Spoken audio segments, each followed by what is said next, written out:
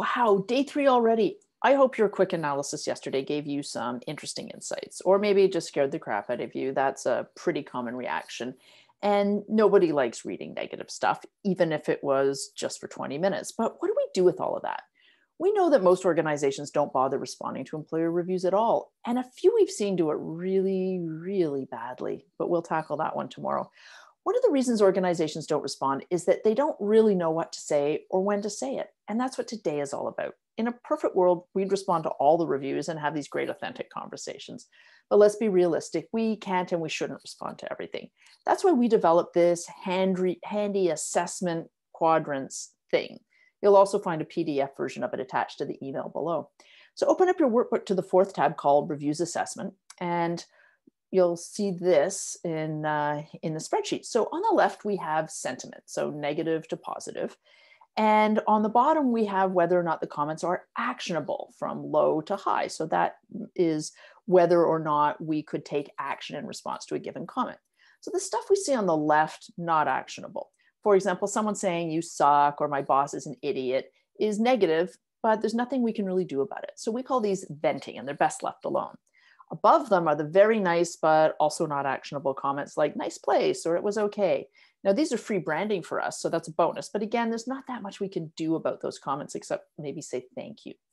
Moving to the top right are the reviews we call testimonials. Now, these nice folks have not only said nice things, but we can take a meaningful action. For example, if someone says awesome culture, we can respond by saying thanks. We're pretty proud of our culture too. And we can also ask them if they'd like to maybe share a little more about their experience so we can learn from them.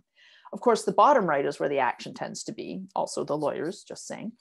These are the comments that represent risk exposure, but happily, they're also the most actionable. If someone is complaining about the pay or the hours or a specific manager behavior, we can engage on that. We can say things like, thanks for letting us know.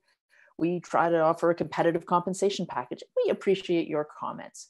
The far right down here, is that danger zone. That's where we want to watch for really serious stuff like allegations of racism or gender bias.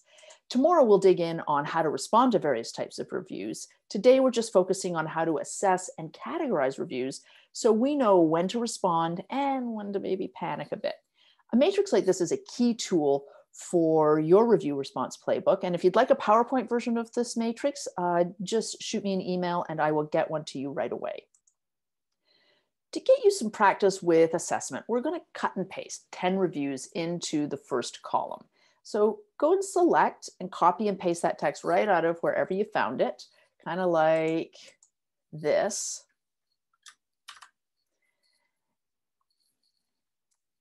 And then we'll use the handy drop-down lists to assess where we might land this review in our matrix. So in this case, it says, the pay is crap and the managers make sure only their male friends get promotions. So we can say that that is definitely a negative review.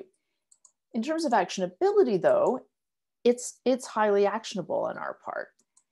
And so the quadrant we're likely to put it in is of course risk exposure because it makes, it exposes us to risk.